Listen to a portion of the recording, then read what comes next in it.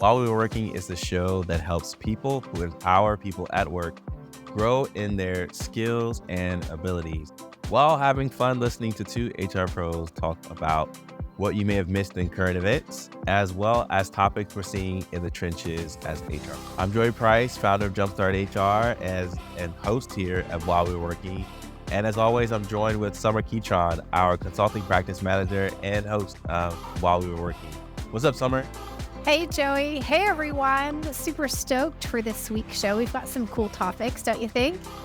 I think so. This is a fun and interesting time. A social media app was just created overnight and the world is going crazy.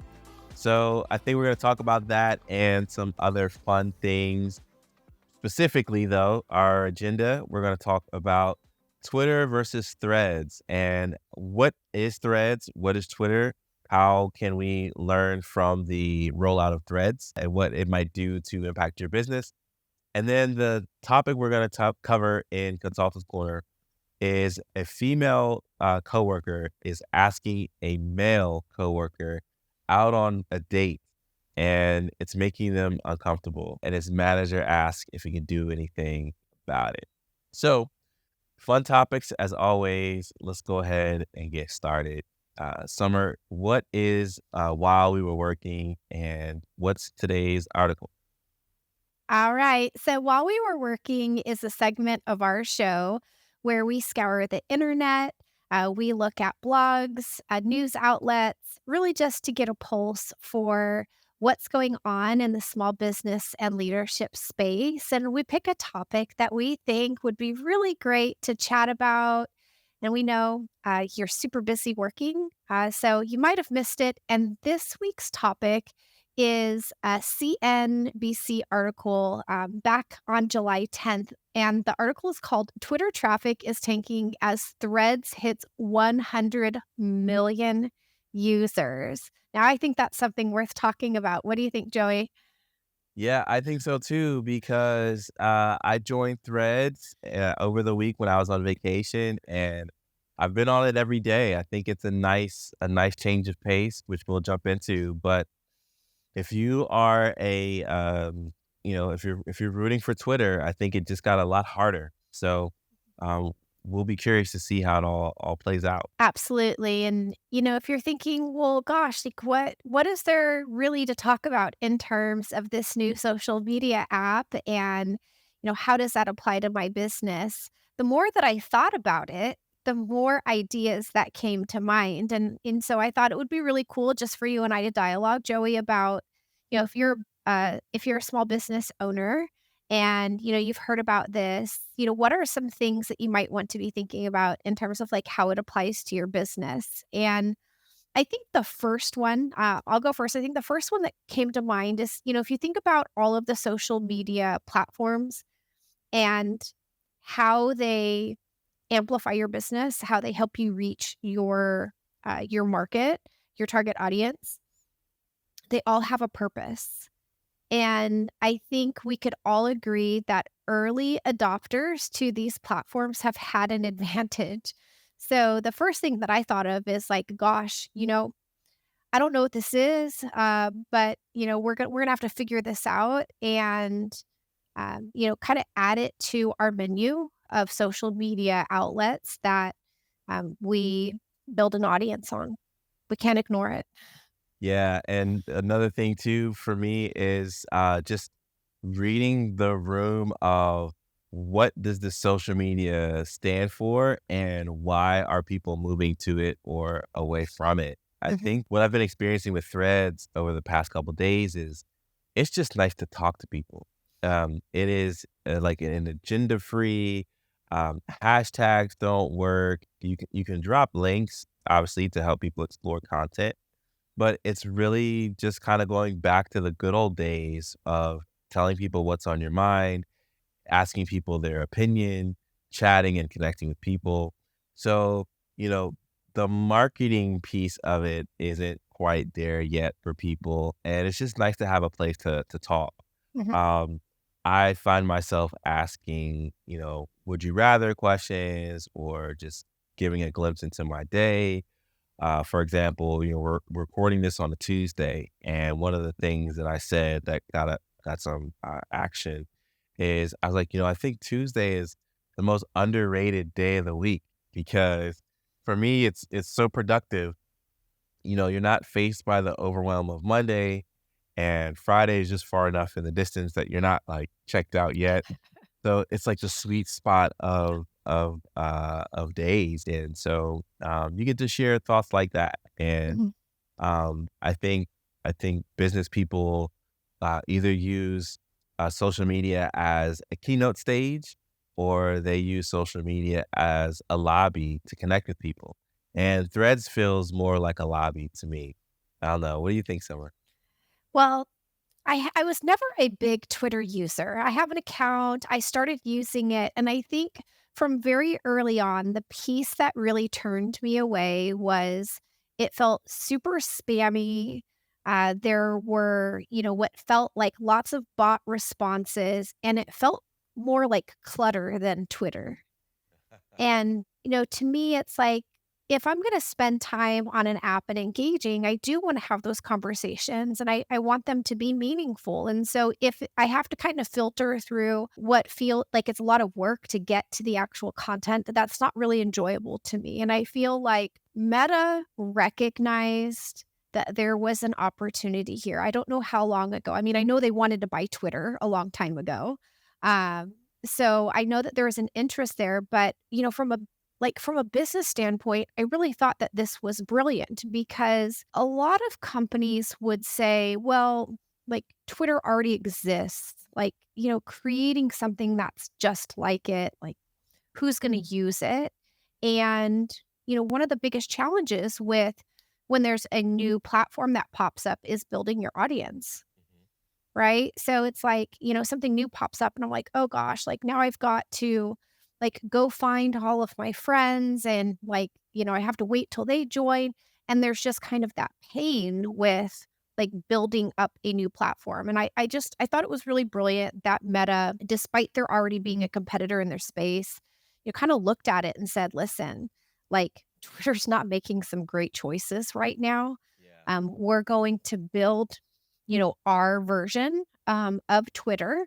We're going to improve it where we see that there are weaknesses, and we're gonna wait for the right opportunity, and I think they did. I think they timed it wisely to where, Twitter has struggled since, Elon's taken over, Yep. and I don't think their timing could have been any better. Well, and so this kind of brings it to the HR conversation because part of the timing of creating Threads is that Twitter just laid off a ton of people. I think they shrunk their headcount by 80%. And so you have all of these developers, engineers, programmers, people who are really smart about how Twitter works, what its flaws are, and how to improve it. And maybe they didn't have a voice with Twitter, but some of them joined Facebook or Meta, and now we're able to launch Threads. And so to me, obviously, there's a whole conversation maybe with an attorney at some point about, NDAs and, if you lay somebody off, can they share trade secrets? Obviously, if you just left Twitter to go work for Meta, you're going to know some things, right? There's no Men in Black pen that says look directly into this and all the trade secrets are gone. But if you are in a space where a competitor is laying off a lot of people, they have intellectual capital. They know what's good and bad. I mean, we see it in football or sports all the time where a person or a player leaves a team to go to another, and they know the playbook like the back of their hand. Mhm. So it's very fascinating from the HR standpoint as much as a social media and business at large standpoint because it's essentially trading talent. And yeah, so I don't know. I opened up a big thing there, but what do you think about that part, Summer? Yes, I mean, there's definitely so many things to talk about the more that I really started to think through this. Like you said, from an HR standpoint, from a business standpoint, you talked about talent, but one of the things that I was really spending some time reflecting on was thinking about, Elon's approach at business. He's done this before where he goes in and he makes these really, really drastic cuts to try to save money. And I know this has worked fairly well for him in the past, but I don't think that he really expected. I don't think that he could have seen that it would ultimately make them as weak as they are now because, it's one thing just to be trying to get by with, a fraction of your workforce and, kinda limp along, but it's an entirely different landscape when now you're trying to hold your position and now kind of battle a newcomer who is, you know, really coming at you fast and furious, and you don't have the same army to fight the fight. So I think it's going to be I think it's gonna be a really, like, tough uphill battle for Twitter. I can't project what's going to happen, but I think from a business standpoint, there's a lot to be learned. I mean, there's a saying, and I always get these sayings wrong, Joey, but I think it goes something like, "Always work" what is the saying? "Always work like your competitors are working, like, twice as hard." What is the saying? I'm sure you know it. I don't, Summer, but this is a fun pod moment. It's cool. We'll roll with it. Let's make something up. So always work as if your competitors are working twice as hard, and always work as if your competitors could tap your talent, which, that's something we talk about in the HR world all the time is even state interviews and exit interviews and, what is it about the company that keeps you here? And a question that I've asked before with groups is if a competitor were to be built across the street, what would entice you to go work for them? Mhm. So, yeah, this war on talent, it's a real thing. The war for talent is a real thing. We talk about it in recruiting, we talk about it in HR. Yeah. We are now seeing a true byproduct of that where Twitter made some would call it calculated, some would call it not calculated, but they made a move to let go of talent, and that talent went somewhere, and that talent did something. And now Threads is the fastest app to 100 million subscribers, even faster than ChatGPT, which broke mind-blowing records of taking like 20 days or something. I think Threads did it in like a couple hours. Um, so yeah, I think that there are many business takeaways from it. Is definitely keep a pulse on what's out there in social media and how people are connecting. Follow the trends because your customers are likely on this, and your employees are on it, and your vendors and your partners. So see, well, what's the sentiment? Why are people going from, Twitter where it's pretty divisive to Threads where it's more an attempt to unite. Mhm. Um, and then also talent, right? Making sure that talent is protected and that you do what you've got to do to make sure that people stay on your team.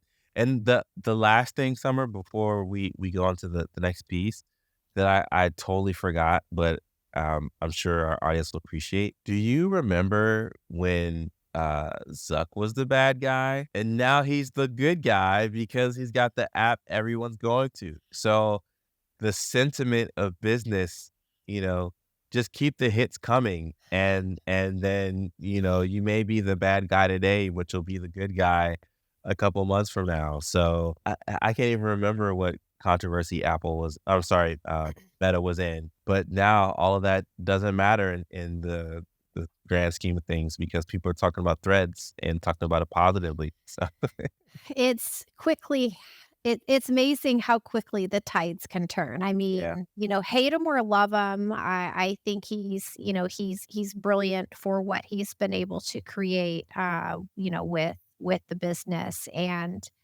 I'm so curious to see how this pans out, but early indicators, it's not looking good. It's not Yeah. looking good for Twitter. Yeah, I mean, it's already, valued for less than what Elon bought it for, and just with, the tides of the economy and maybe advertisers, finding new places to invest their dollars. It's a tough sell. Tough sell for sure. All right. Well, let's go ahead and jump into Consultants Corner. And Consultants Corner is where we talk about the good, bad, and ugly about life in the trenches from an HR standpoint. And so we get letters, we get emails, we get comments on social media. We see things and it's like, oh, I want to take a note of that because we may want to talk about it on the show. This one, I feel like we are. Do you remember Loveline, Summer? You remember that show? Dr. Drew and Adam Carolla. I do, actually, I do. That's actually the first I think the first place I ever, like, heard about those 2. I mean, now they're, like, well known, but they Yeah, were yeah, they were on a local I think it was, like, a local radio station actually here in California. yeah. It was. I think it was K Rock. It was. K-Rock, Good and, memory. because it was, syndicated all across the US, so, I got to hear it over in Maryland, but, it's super deep cut for those of you who know Loveline, but this feels like Loveline because someone's asking us some relationship advice that has a hint of HR in it, and so, the question is, of course, asking for a friend. Say there is a female employee that is asking a male employee on dates and overall making him uncomfortable. His manager asks if he wants her to do anything about it. So obviously the manager is a woman. And he says no, it will make it worse. So Summer, this person's asking for a friend, obviously, but what would you tell the employee, the man that is getting asked out on dates? What would you tell him? Well, I think I have to fall back on, kind of some of my good HR, tips and guidance that I would share with anybody in this situation, and that is the most important thing is to make sure that you communicate to the individual that's making you uncomfortable that their behavior is not welcome, and that they're not interested and that they want it to stop. Yeah, it's that piece. What do you want them to do, right? Mhm. So people are very bad at reading yellow lights, but you gotta give them a red light. You gotta say stop. I want you to stop. Yep. Yeah. Okay. So you would tell him to ask the young lady to stop. We're HR folks. Let's look at this at another level and say what type of policy or prevention could an organization put in place so that if people are not wanting this type of attention, um, Mhm. what should an organization do? Oh, tough questions, Joey. Well, of course, every company should have their anti harassment policy to set and kind of manage expectations. But another one that comes to mind that we've actually talked about on another podcast is a company dating policy.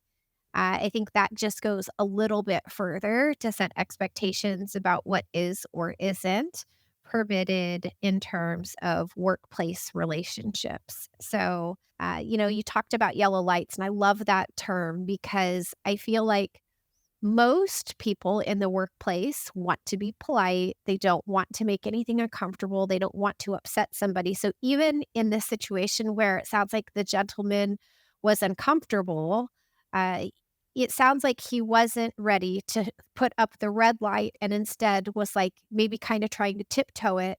And unfortunately, that's where there's mixed signals Yep. because not everybody is going to see and hear the same thing that, like, no, they're really telling me no, they're not interested, but, miscommunication happens regularly.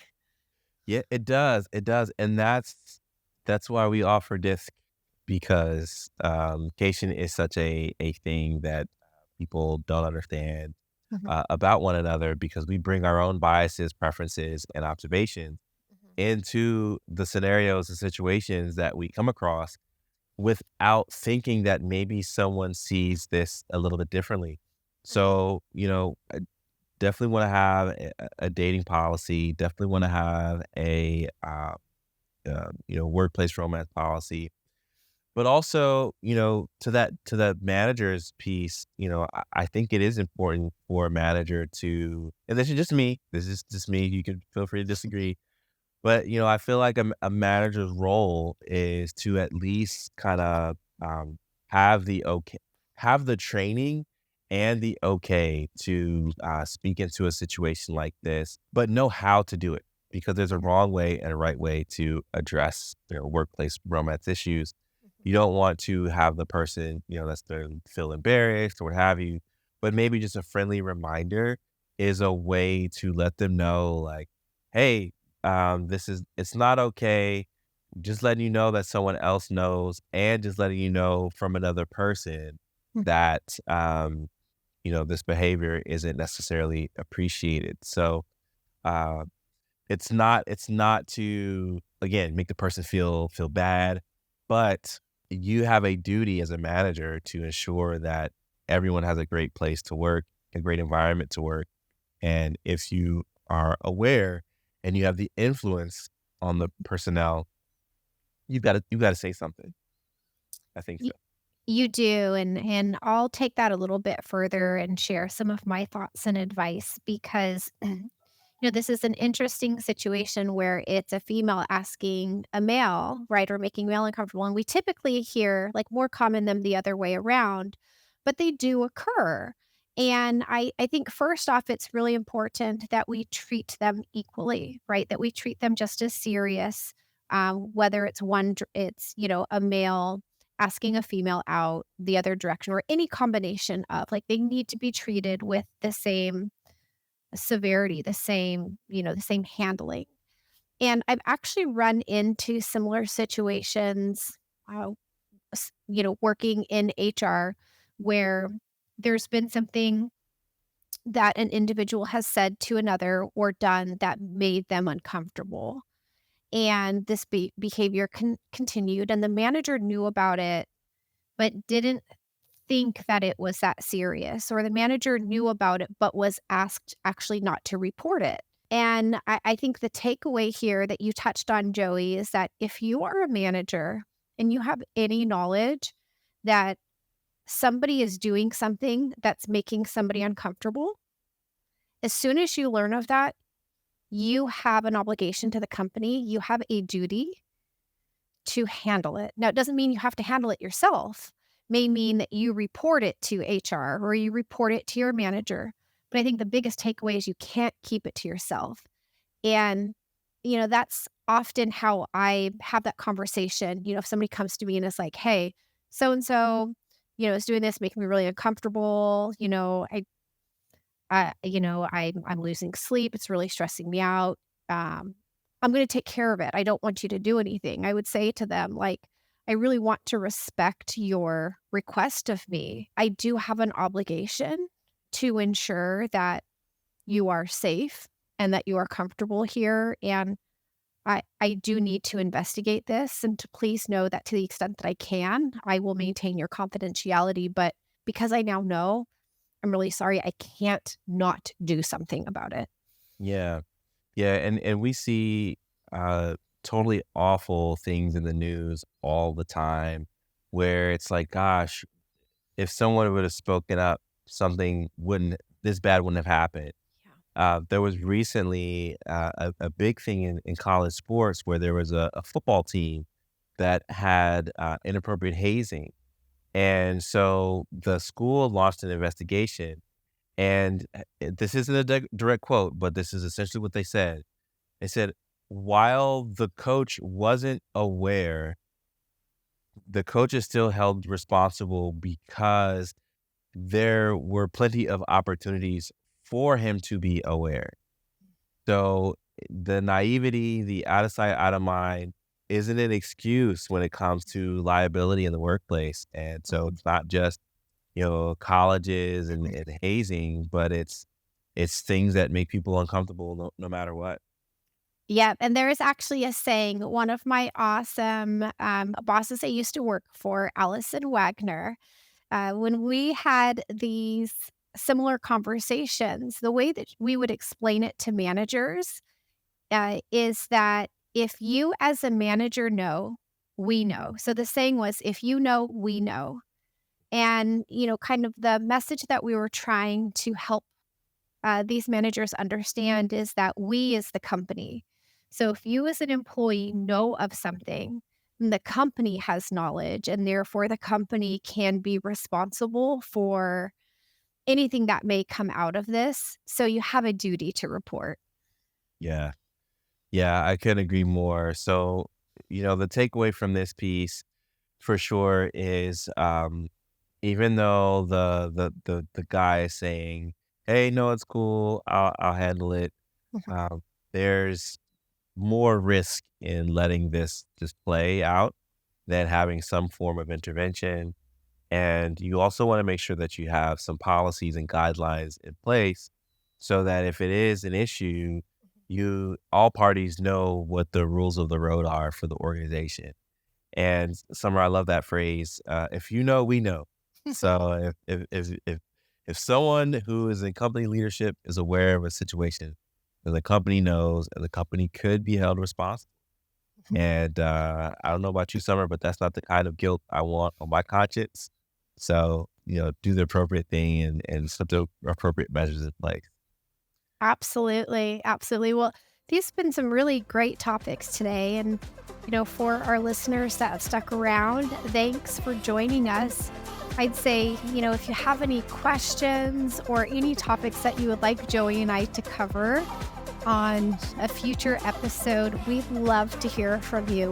We've got some really great questions from our audience and look forward to keep answering them here. Yeah, certainly, certainly, certainly. So, till next time, actually, on our next episode, you might want to pay attention because we are talking about TikTok trends and what they might mean for workplace engagement and how to stop workplace gossip. So, you'll have to check out next week's episode for that. All right, have a great one. Thanks, everyone.